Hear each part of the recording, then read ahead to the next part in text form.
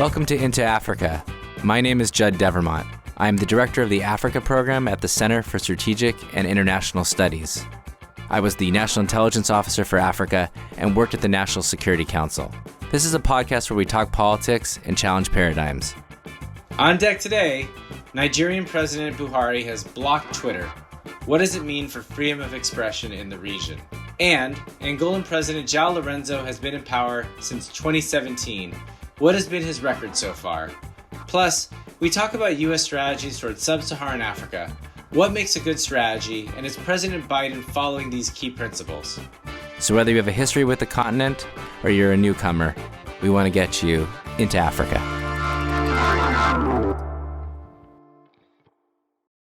In early June, Nigerian President Muhammadu Buhari banned Twitter. What does his decision say about Nigeria's democracy? Joining me to discuss Nigeria and other topics are Zainab Usman, Africa Program Director at the Carnegie Endowment for International Peace, Nicole Willett, Chief of Staff at the Open Societies Foundations, and Chester Crocker, Professor of Strategic Studies at Georgetown University and former Assistant Secretary of State for African Affairs. Okay, when Buhari shut down Twitter, he said this was because it was a source of misinformation and a threat to Nigerian stability. Nigeria's government says it's suspending Twitter indefinitely after the company deleted a controversial tweet from the country's president.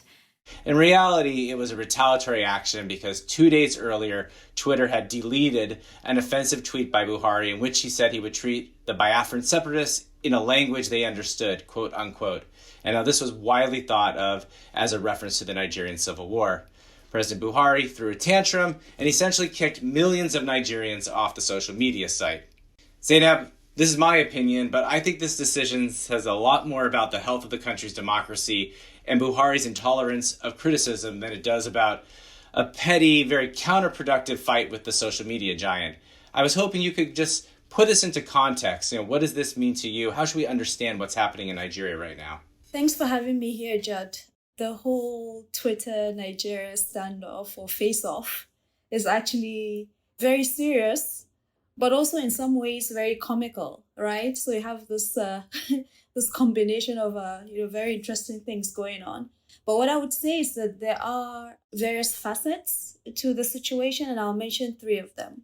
So clearly, this is a restriction on civic spaces, virtual civic spaces in Nigeria, but there are three other things that I think I would like to put on the table.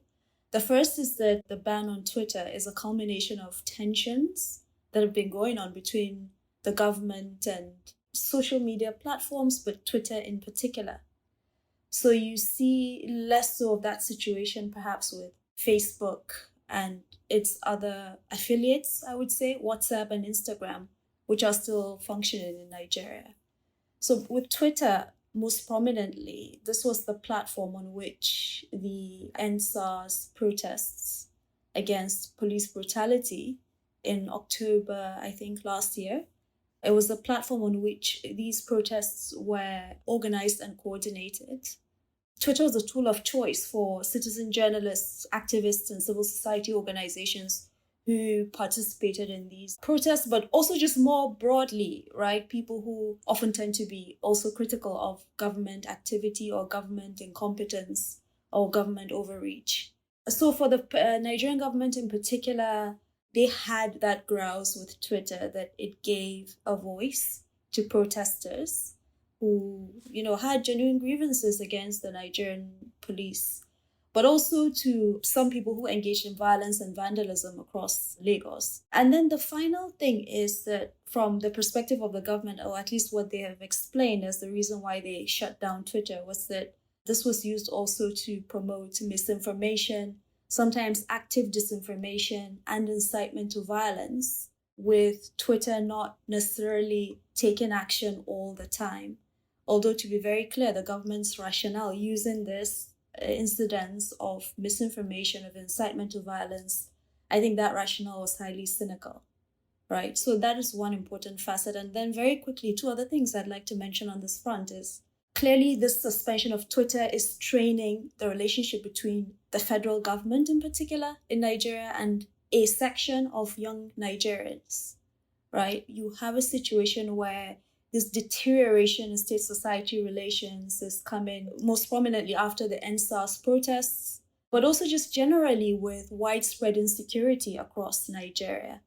And people feel helpless that the government is not doing much, whereas, it doesn't seem to hesitate at any opportunity it has to really clamp down on people who express negative views about its own performance.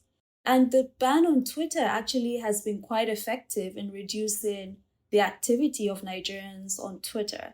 So, of course, people are using VPNs, but on a scale, really, you find that it's mostly influencers. It's mostly people who know how to use VPNs, who have the resources to use them, that are using them. Whereas corporate platforms, media houses, government entities, so many others have just completely disappeared off Twitter. They're no longer engaging. So the ban is somewhat effective, I would say.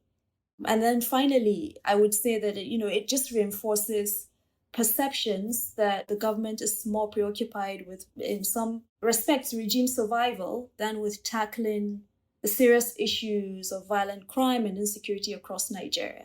So those are the three things that I thought I'd mention to really contextualize the situation.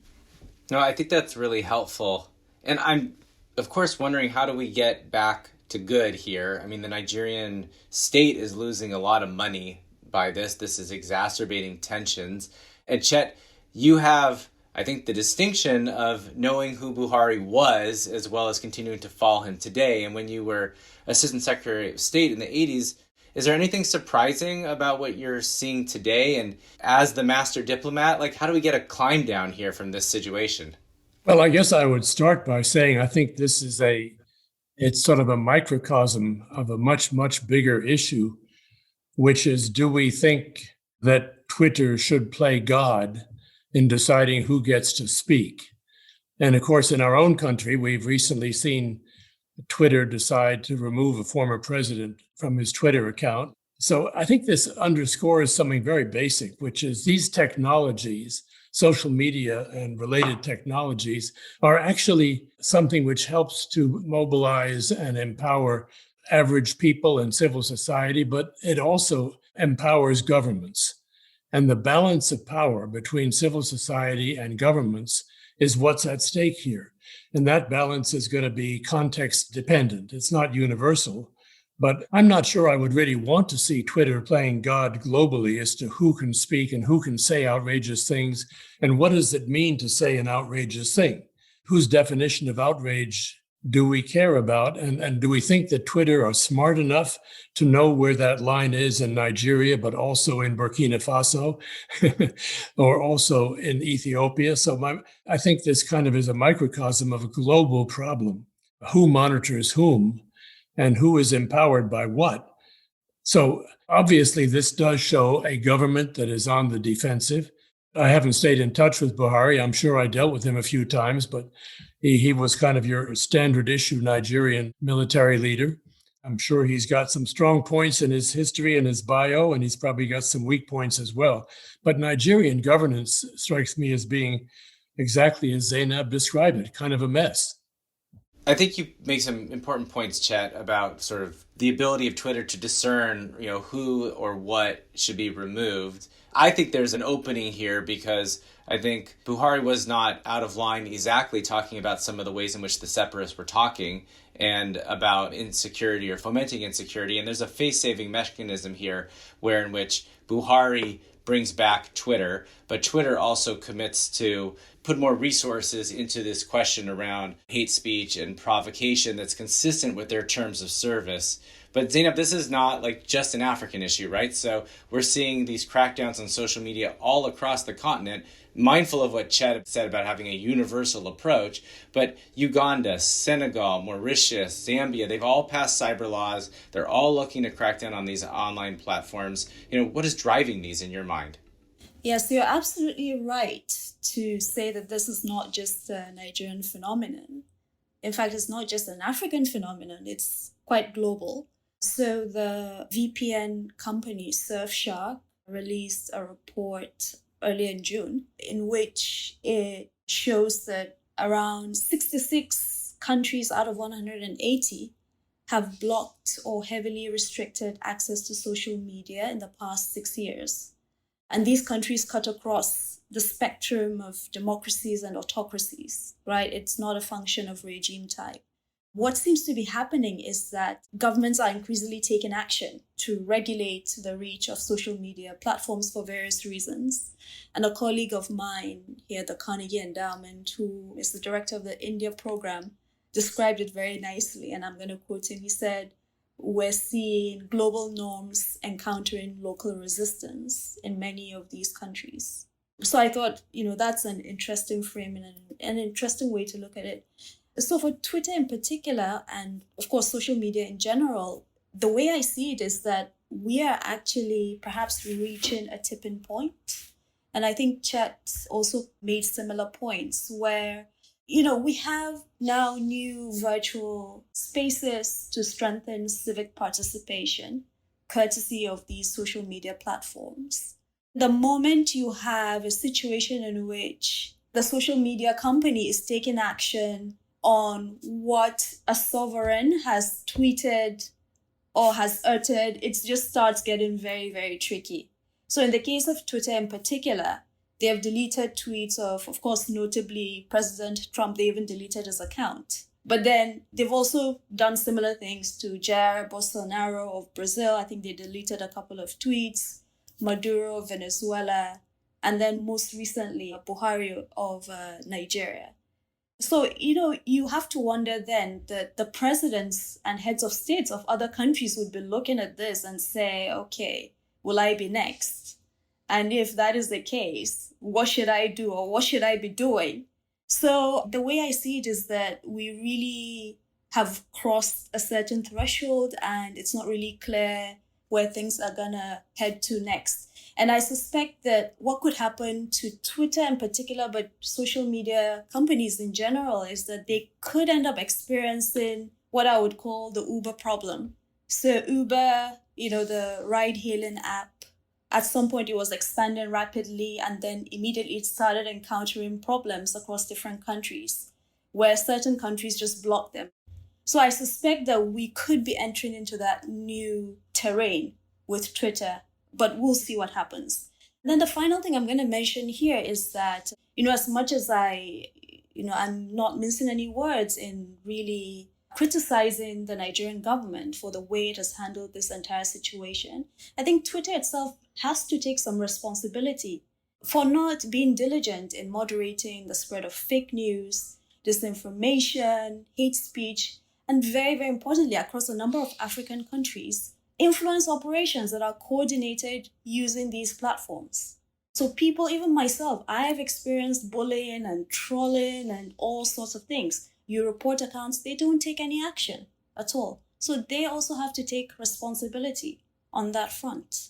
Well, what your colleague said, Zainab, was so important about sort of these global norms and local resistance. And I think there is a growing conversation, and I'm sure the Open Society Foundations is at, the vanguard of thinking about these issues. So, Nicole, what is the right way to think about it? I understand that this idea around thinking about freedom of speech and technology will be at the Summit for Democracy, whenever that is, end of this year, early next year. How do you see this topic and how to tackle it in an equitable way? Thanks, Judd, and thanks for having me. And I'm flattered to be on with this group. But please don't hold me to be the vanguard, especially with this group. But I will say, at Open Society and, I certainly in the U.S. government these days, I think we are hearing more and more about concerns related to this topic because it's everywhere, right? I mean, we have problems whether you're turning off the platform, right, as a sort of autocratic move, or if you're using it for propaganda. So either way, I think this is something that those who are concerned about human rights and democracy, or at least equitable access to platforms like Twitter, are going to have to wrestle with. I think, we know that these are tools that are used by autocrats and that that's really scary and that we need to be serious about what to do. But I think the reality about playing God a bit, just to pick up on Ambassador Crocker's point, is that there is playing God and not playing God. We have to be respectful of media freedoms, but we also need to know that these are often warning signs of what's to come when autocrats or Democrats, right, could be any kind of leader, the world over, begins to use what could be hate speech, what could be speech that would lead to violence on a social media platform. And we know the damage this can cause in the past, right? I mean, we can talk about the Rwandan genocide and radio discussions and the way in which that propaganda or call to arms affected the rest of the country, right? So the fact that we have the private sector now very much in the game is an interesting new element, sort of a 21st century tech element to this conversation, but it's not one that's necessarily new when we think about human rights and big warning signs in advance of potential for atrocities. And so to me, in that sense, when you're getting to the point where the possible alternative is mass violence, right? Even if there's somewhat of risk like that, I think I do, from a sort of corporate social responsibility lens, think that that's going to be something that's important to consider. Now, I certainly take the point that we have to be really careful about the private sector making distinctions based on their interpretation of what happens in places that they may or may not understand. And I think we need to hold these companies accountable to having the expertise that they need to be operating there. But at the same time, we need to acknowledge that these platforms are intended to be free speech and that we sort of collectively in the human rights field have acknowledged that freedom of expression, freedom of the media, freedom of voice are incredibly important components of human rights. But when they cross a line into incitement of violence, that we need to take a different tack. And, we see that in terms of what Twitter did when it came to President Buhari or when it came to President Trump. And we also see the flip side, which is what happens when you don't take those measures as a private sector company and you think about Facebook and you think about what happened in the United States in terms of violence related to the election. So there's a lot of different ways to see this. I do think it's something that needs to be wrestled with at the Democracy Summit that the Biden administration is planning on holding. I think that's a really tricky space, right? It has been both celebrated and condemned as summitry that might be performative or might not have enough teeth to it. And my sense is that the attempt to bring in something like a social media component suggests that they really are trying to make it relevant to what's happening now. Because again, we're not in a space where we're going to be able to get away from these companies and away from shared platforms, I don't think, anytime soon. So, I think that kind of engagement is important. And bringing, I would argue, private companies in to have conversations, to do sort of some real talk about what it means to hit these guidelines for when you begin to lose access to social media platforms, to be clear about what those expectations are, what qualifies as hate speech and what doesn't, is something that could potentially be a really important part of this. I also think there's ways, when you think about U.S. democracy and governance assistance, or you think about that from any donor, to think about what the elements are around tech and social media that need to come into play. I mean, we really need to modernize our approach to thinking about human rights and democracy, generally speaking. And I think not having our hands around this one is a really clear indication of that. I think that's right. I mean, we're not going to solve this problem on this podcast, but I think given the issues that all three of you raised, we do need more conversations. We do need to have some norms. And what we don't need to have is certain individuals dictating what those terms are, and particularly sort of from the north, global north to the global south. So I don't think the Biden folks will solve it at the summit either. But I mean, we just need to make sure this conversation has all the relevant stakeholders, and it's going to be a process to work through sort of a new way in which we're going to do this so that we can preserve the freedom of information or freedom of press, freedom of speech, but at the same time, not create circumstances in which people are shutting off the internet based on their own political prerogatives. So why don't we shift to the second topic, which is Angola.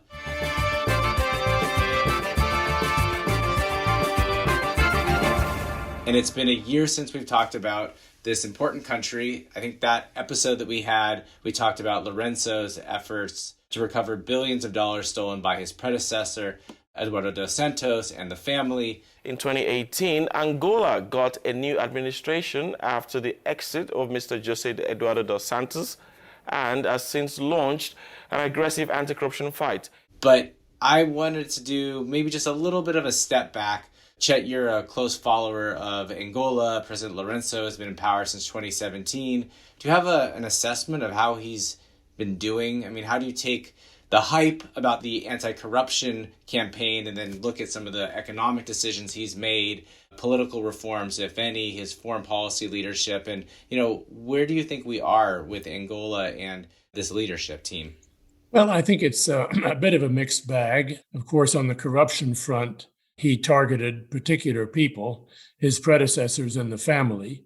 But there are certainly a number of other influential players who apparently are doing okay still and have not been so much targeted of this anti-corruption campaign. So it's a selective anti-corruption campaign, and that's understandable enough. But when you think about it, anti-corruption campaigns are things that people like Vladimir Putin and Xi Jinping have specialized in. So it's possible for strong men or strong leaders, authoritarian leaders, to use the anti-corruption shtick to pursue their own power agenda.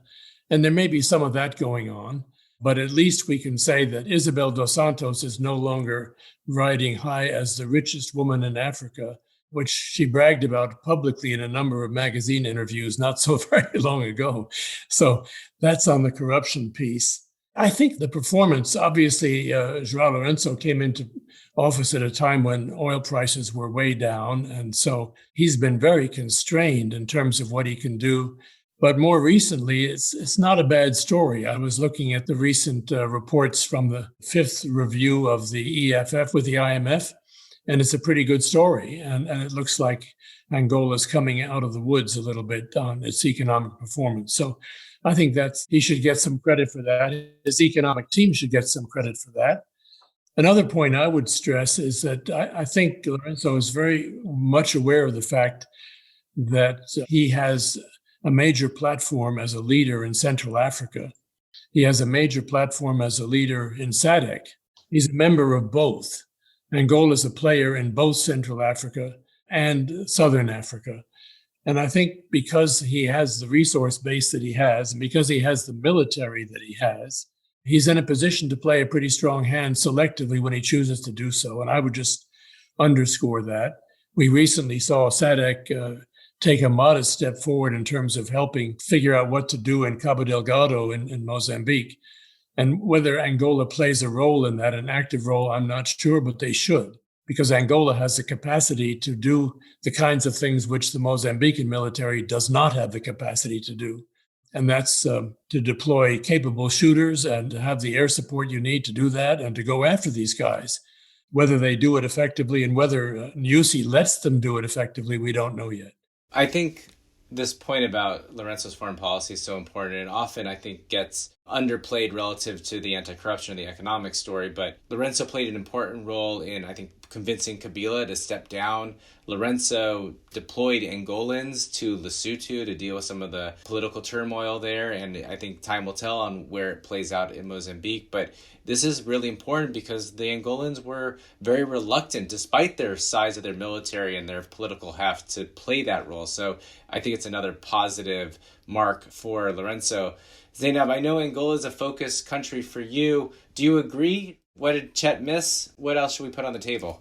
Yeah, so I mostly agree with what the ambassador mentioned, and at the risk of repeating all the things he said, I think I'm just going to focus on what I see the government trying to do in terms of trying to really reposition the economy. You have to remember that this is a country that is hugely dependent on oil extraction and oil exports. It is, I think, Africa's second largest oil producer.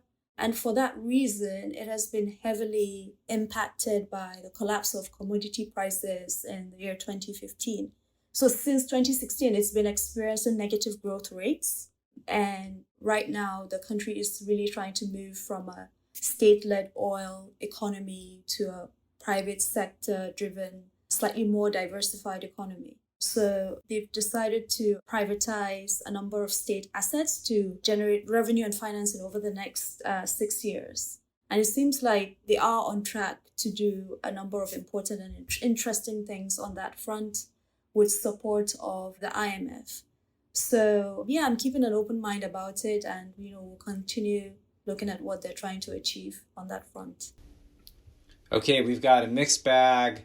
We've got a couple things that are on the positive side of the ledger, a couple things on the wait to see side of it. Nicole, does that mean, what kind of engagement does that mean in your mind? What would you recommend to President Biden and the team about thinking about Angola? They didn't get that much love at the Trump administration. They did send Deputy Secretary of State Sullivan to Luanda. But, overall, given the moment that we've been in Angola since Lorenzo coming to power in 2017, we've missed some opportunities. So looking forward, what would be your recommendation, prescription?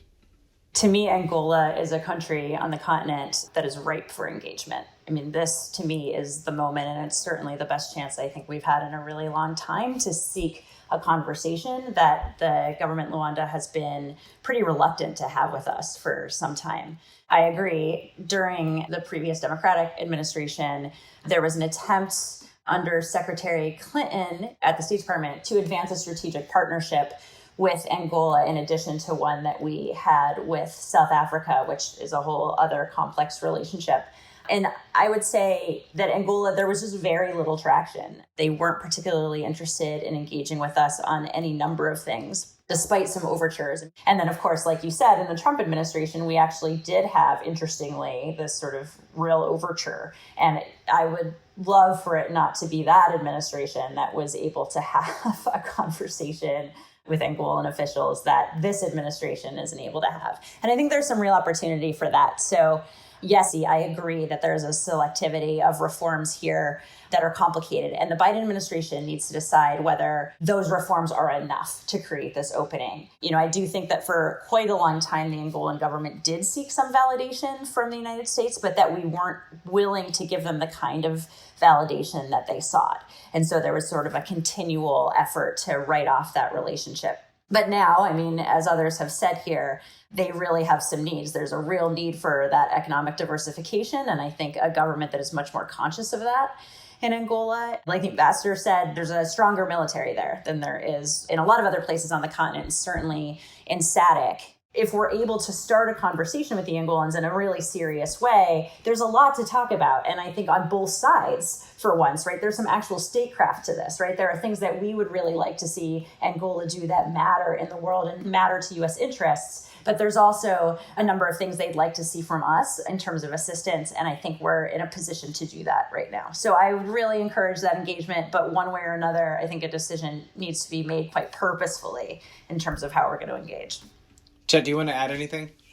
Well, just that Jean Lorenzo was recently in New York and had from what I hear, a good meeting with Linda Thomas Greenfield and made his presence known, speaking very eloquently in the chamber and the UN about some of the challenges, including in CARA. We didn't mention CARA, but Angola is a key player on CARA as well. I think the biggest question, and Nicole's touched on it, is what is our priority with the Angolans? Is it that they get their house in order at home? Is it that they play a strong role on regional diplomacy and regional conflict management, if you like? We have a choice there. I'm not sure that we've made that choice. Maybe we'd like to have our cake and eat it too. Is it impossible, Chet, to go for both? Does it require choosing one or the other? Well, I think the Angolans, if I know them as well as I think maybe I do, they'll want to know what we really want and what are we prepared to do to get it. Well, that's a perfect teaser for this last section about thinking about strategic priorities and objectives. And we're going to talk about what is the U.S. strategy towards Sub-Saharan Africa.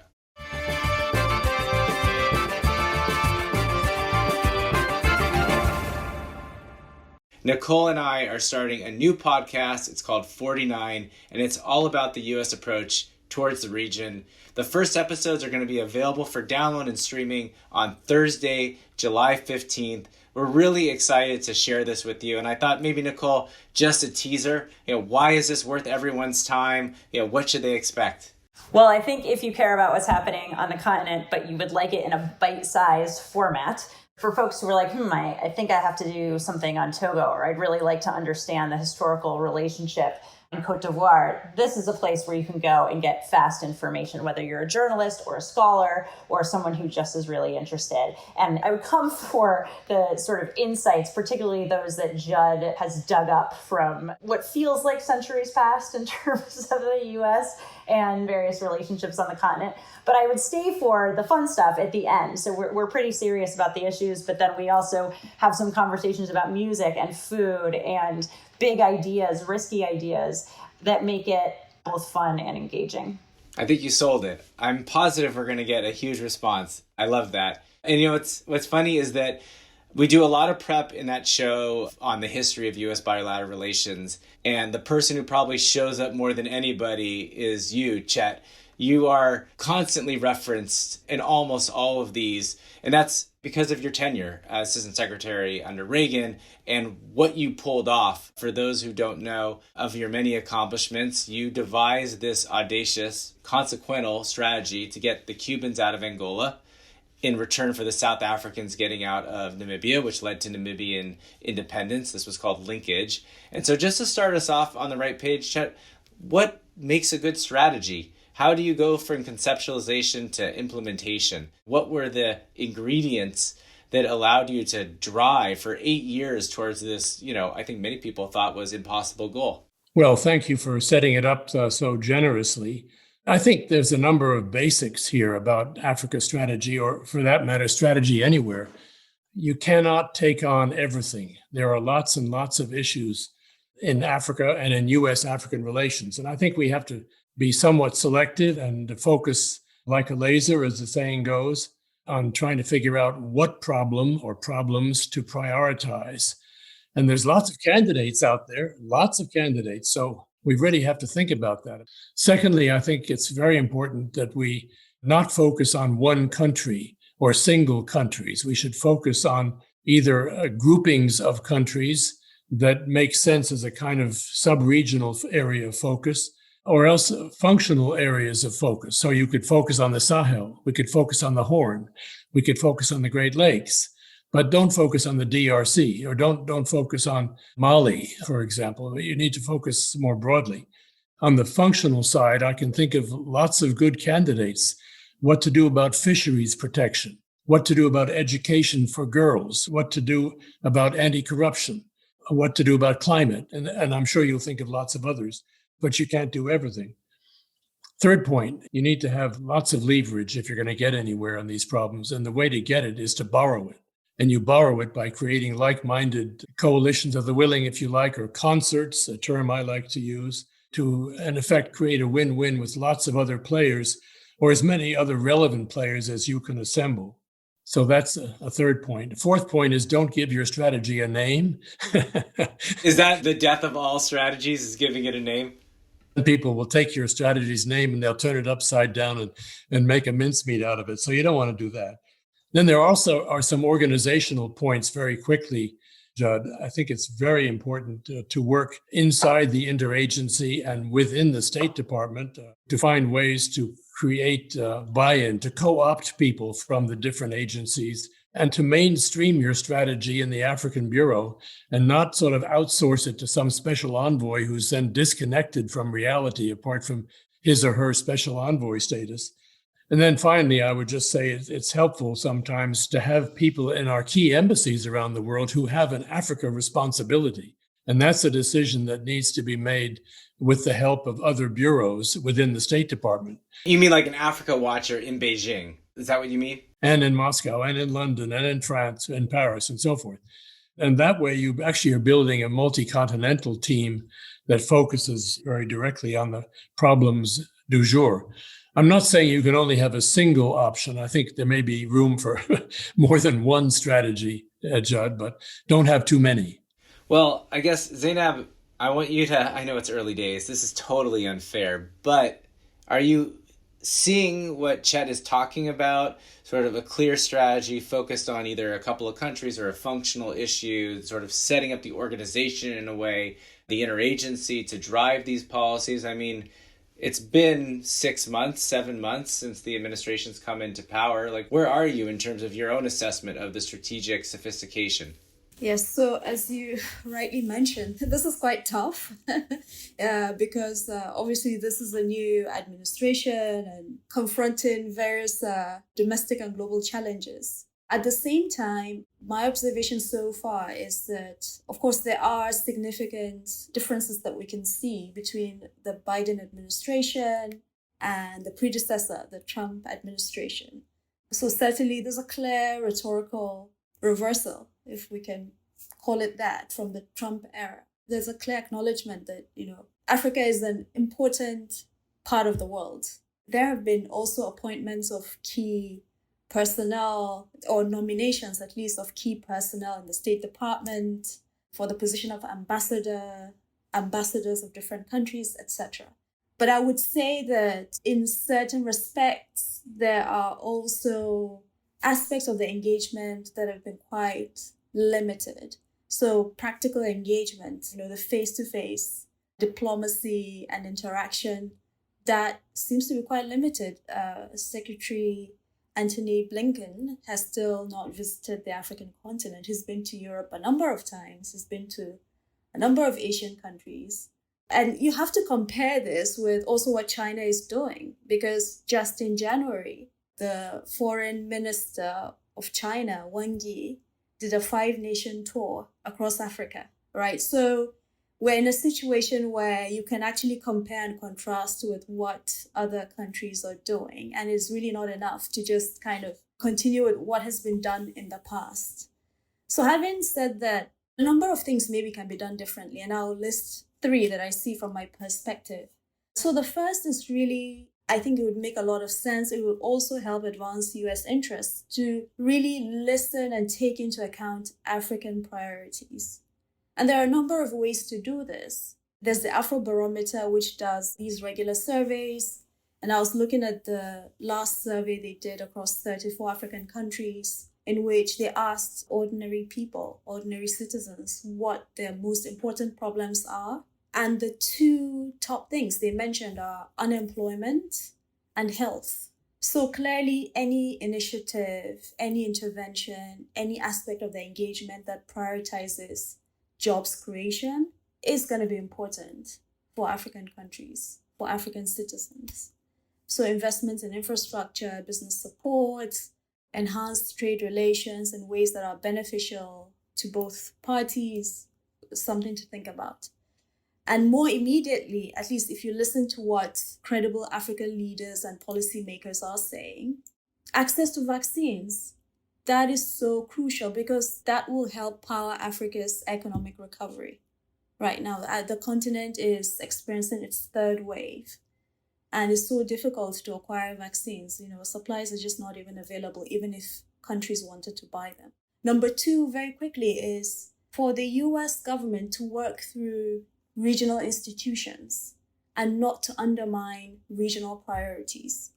So you look at the continent today, you find that there are a number of hotspots, conflict hotspots, where you have political crises brewing, about to erupt in conflict, or even conflict that has already erupted. And I think I agree with the ambassador in the sense that I don't know if the US can try to contain conflict everywhere or intervene everywhere. So maybe working with regional institutions, whether it's ECOWAS or SADC or the African Union, would help. And I know some of these institutions have not really lived up to their responsibilities. They've been also lagging in a sense. And I think the US can help kind of put pressure, nudge them to act and work through them. But also very importantly, on the economic side, the continent has come up with an ambitious agenda, the Africa Continental Free Trade Area. I think it will be very important for the US to work alongside, or to at least acknowledge, the Africa Continental Free Trade Area, especially when it's time to think about what comes after AGOA, the Africa Growth and Opportunity Act. So to think of a regional approach as opposed to taking an approach that may not really help advance the Africa Continental Free Trade Area.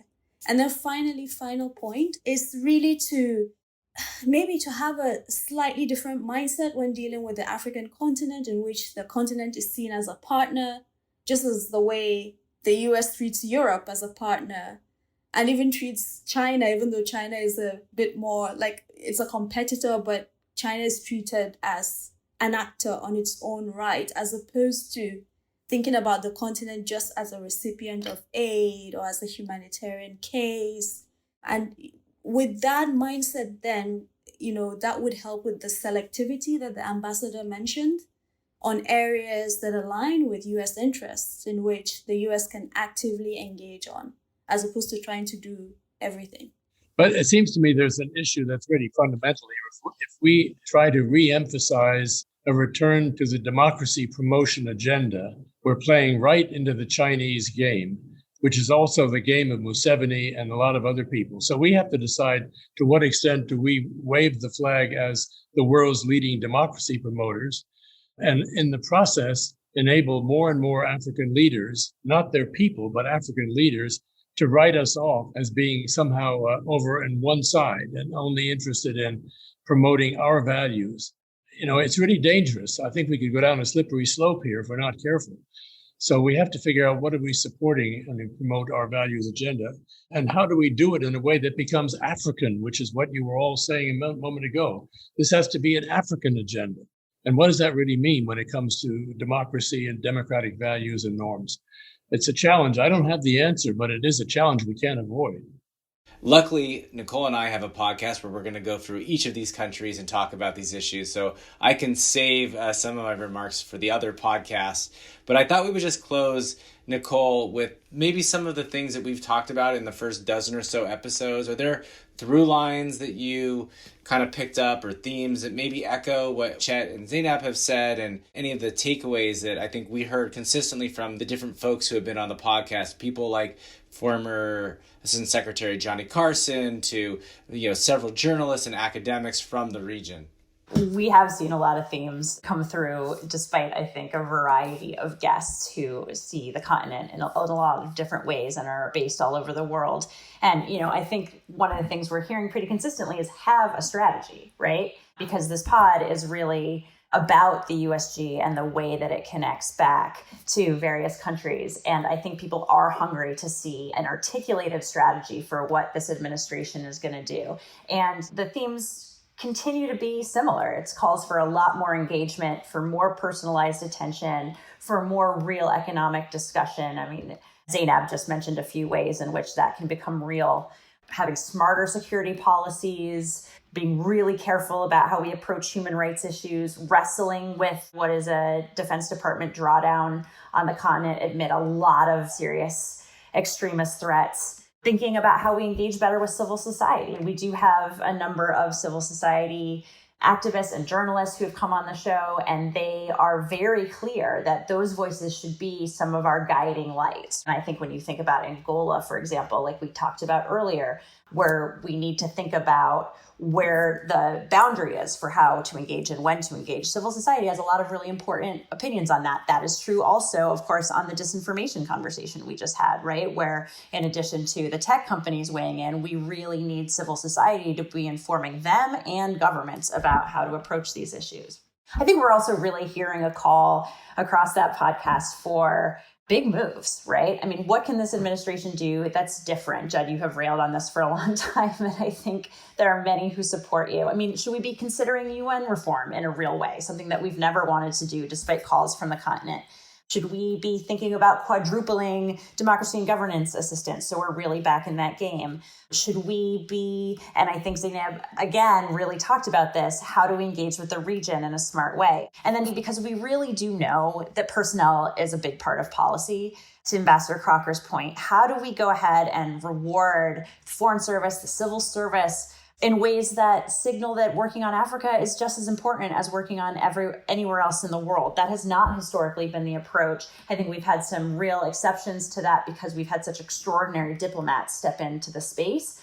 But that isn't enough. We're really lucky to have Linda Thomas Greenfield and others who really know the continent, Samantha Power at USAID, come into really prominent positions within this administration. And we should run with that. And finally, picking battles, right? Making sure that you force the interagency to get it together when it comes to something like Ethiopia, right? Whatever the major conflict of your time is, nuance in the interagency is important to that internal discussion. It is not helpful when you go back out in the world and are trying to send messages diplomatically. The agencies really have to be able to come together on what the position is going to be and stick to it. We have lots of indications throughout many years in U.S. policy of the State Department and the NSC and DOD having different messaging. And we've really, I think, got to get clear on that if we're going to make a dent in some of the most concerning crises in the world. Well, we're going to try to work through it in 49 episodes, and we will also address the bureaucratic seams that we all live in still, that I know I've written about, that they should be dismantled, and I think Nicole shares that sentiment. I hope that you will check out our podcast. But more importantly, I'm just appreciative of this conversation and the richness, and having three people who I just dearly respect and learn from every day join us. So thank you so much, and we'll see everyone in 2 weeks. Thanks for listening. We want to have more conversations about Africa. Tell your friends, subscribe to our podcast at Apple Podcasts or wherever you find good content. You can also check out our analysis and reports at csis.org/Africa. Thanks.